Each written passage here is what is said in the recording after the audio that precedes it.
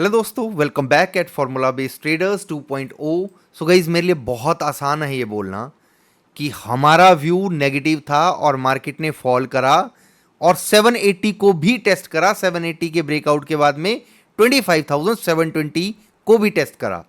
But क्या ये live market में इतना इजी था ट्रेड करना? ये मेन क्वेश्चन है। बेशक मार्केट ने हमारे एक्सपेक्टेड लेवल 25,720 को टेस्ट कर दिया, बट जब 9:15 पे मार्केट ओपन हुई तब क्या मूड था, तब क्या लग रहा था बाजार को देख के?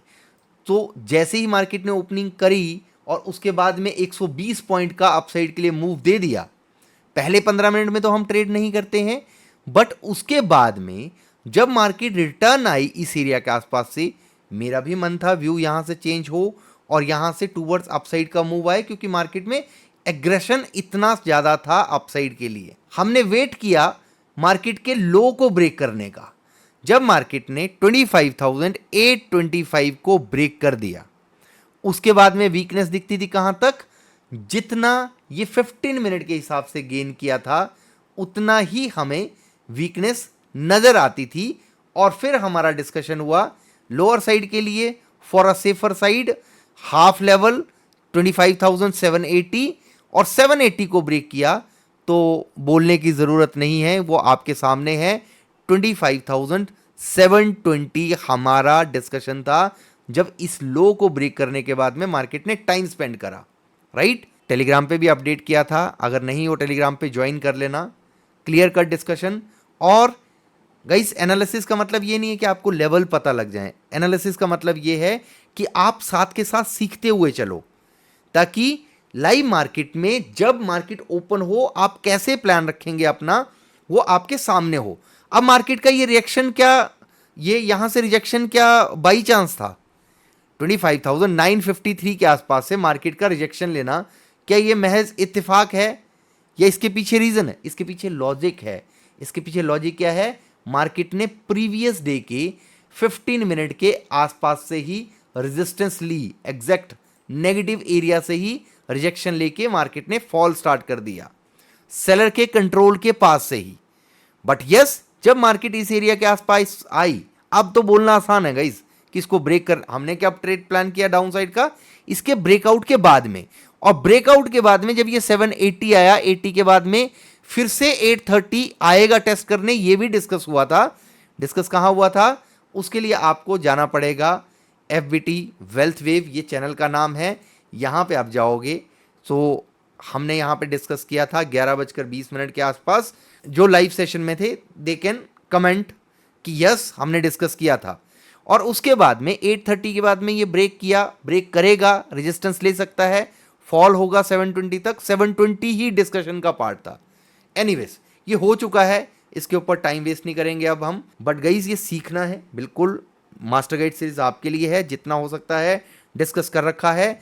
इस बाकी क्लास हो रही है अभी 9 नवंबर को, डिस्क्रिप्शन में लिंक होगा, उस क्लास को ज्वाइन कर लेना सबके सब। जिसको लाइव मार्केट में कैसे ट्रेड करते हैं, किस प्राइस पे आपको बाई करना है, क्यों करना चाहिए, किस प्लान ऑफ एक्शन के साथ में रखना चाहिए, रिस्क रिवॉर्ड क्या होगा, जितना हो सकता है डिस्कस करेंगे उस क्लास में।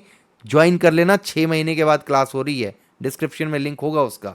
अब हम बात करते हैं, और ये प्रत्यक्ष है, प्रत्यक्ष को प्रमाण की जरूरत नहीं है, ये आपके सामने है और आप पिछले 2.5 साल से देख रही हो ये सब चीजें। क्या मेरे को किसी फैंसी इंडिकेटर की जरूरत है? हमारे पास में हमारे हथियार हैं 21 और 63 EMA। इसके अलावा हमें फालतू किसी चीज की जरूरत नहीं है। अब उसके बाद में लाइव मार्केट में हमारा डिस्कशन हुआ था मिड कैप के ऊपर भी। एक क्वेश्चन आया था कि मिड कैप अपसाइड में 13,530 पे ट्रेड कर रहा है, क्या ये अपसाइड में 14,000 के लिए जा सकता है? 13,536, 13,536 इसी एरिया पे डिस्कस हुआ कि, और डिस्कस नए लोगों के लिए डिस्कशन था, आपके लिए तो स्ट्रेट फॉरवर्ड था कि जब भी ऐसा चैनल बनता है ये लोगों के लिए ब्रेकआउट हो सकता है और इस ब्रेकआउट पे लोग ट्रैप में फंस सकते हैं ट्रेड में। बट आपके लिए क्या है?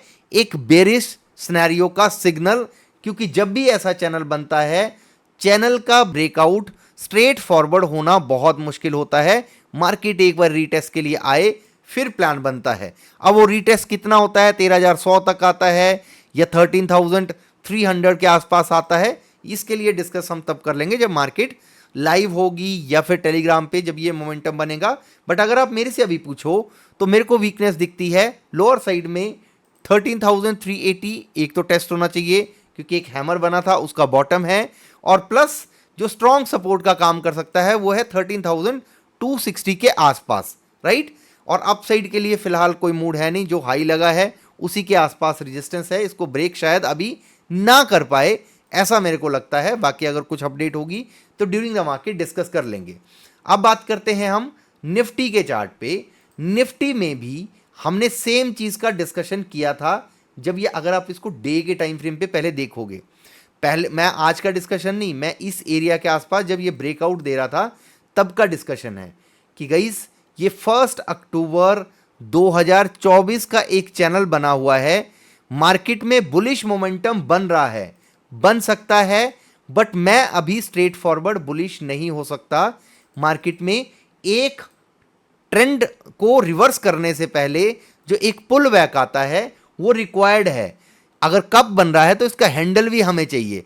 अब वो हैंडल कितना बड़ा होता है, ये 25,560 के आसपास से आता है, 530 के आसपास से आता है, या 480 के आसपास से आता है, ये अभी वेट करने का टाइम है। बट यस, मार्केट में वीकनेस है और ये वीकनेस रह सकती है। इसका दूसरा रीजन, और आपको कंफर्मेशन कब मिलती है, इसकी कंफर्मेशन आपको आज मिली है। आज कैसे मिली है, जब बाजार ने, अभी तो गाइस ये अगर आप बोलो ना कि यहां से रिवर्सल के अपसाइड के लिए सोच लो, मेरे को ये लगता है कि अभी तो इसने डोजी का ब्रेकआउट दिया है लोअर साइड के लिए निफ्टी ने। मेरा व्यू अभी पॉजिटिव नहीं है। ये डोजी का ब्रेकआउट का मतलब है कि एटलीस्ट जितना इस डोजी के ब्रेकआउट के बाद में हम अपसाइड के लिए सोचते और सस्टेन करने पे, हालांकि इसने अपने इसको ब्रेक किया था, फिर भी हमने 26,126 के ब्रेकआउट के बाद में अपसाइड के लिए सोचा था, उससे पहले नहीं। अभी भी सेम है कि अगर 25,810 के नीचे मार्केट ने ब्रेक कर रखा है और डोजी के नीचे मार्केट कैंडल क्लोज कर रही है, मेरे को वीकनेस दिखती है एटलीस्ट जितना ये गेन किया था इस एरिया के आसपास से, 230 पॉइंट के आसपास का गेन है ये, तो 230 के आसपास ही हम एक्सपेक्ट करेंगे कि मार्केट में वीकनेस आए, और ये लेवल आता है 25,580 के आसपास। ये लेवल हो सकता है टेस्ट हो, और इसको टेस्ट होने के लिए कोई बड़ी बात नहीं है। अभी यहां से हार्डली 130-40 पॉइंट का मूव है और इसकी पॉसिबिलिटी बन भी जाएगी। अगर आप पीसीआर देखेंगे और ओवरऑल ओआई का डाटा चेक करेंगे, आपको यहां पे ओवरसोल्ड दिख रहा है बाजार, और साथ में ही 327% के आसपास कॉल राइटर बढ़े हुए हैं और पुट राइटर 64% के आसपास हैं। तो ओवरसोल्ड की वजह से जो एक बाउंस बैक आएगा, आ सकता है, उसकी बात अलग है। और दूसरा सिनेरियो यह है कि बाजार अगर बड़ा गैप डाउन हो जाता है तो हम रिवर्सल एक्सपेक्ट करेंगे यहां से बड़े गैप डाउन के सिनेरियो में। मान लिया कि मार्केट सीधा ही 25,560 570 इस एरिया के आसपास ओपन होती है, तो हो सकता है मार्केट यहां पे सस्टेन करे, प्राइस एक्शन बनाए और यहां तक आके क्लोज कर जाए मार्केट, फिर मैं बुलिश हो जाऊंगा। फिर मेरे को 26,200 300 500 जो भी दिखना होगा दिख जाएगा। अभी फिलहाल के लिए इस ब्रेकआउट के बाद में 25,580 का लेवल अपडेटेड हुआ है, मार्केट इसको टेस्ट कर सकती है, तब तक हम बाइंग के लिए नहीं जा सकते हैं। ये आपको चार्ट क्लियर कट इंडिकेट कर रहा है, ये आपके सामने है। वीकनेस है, वीकनेस बढ़ सकती है, और इसके चांसेस कहां तक हैं, 25,580 और इस एरिया के आसपास आने के बाद में हम प्लान करेंगे कि इसके नीचे और वीकनेस आएगी। क्या बाजार 480 या 300 के आसपास इन गैप को फिल करने के लिए जाएगा?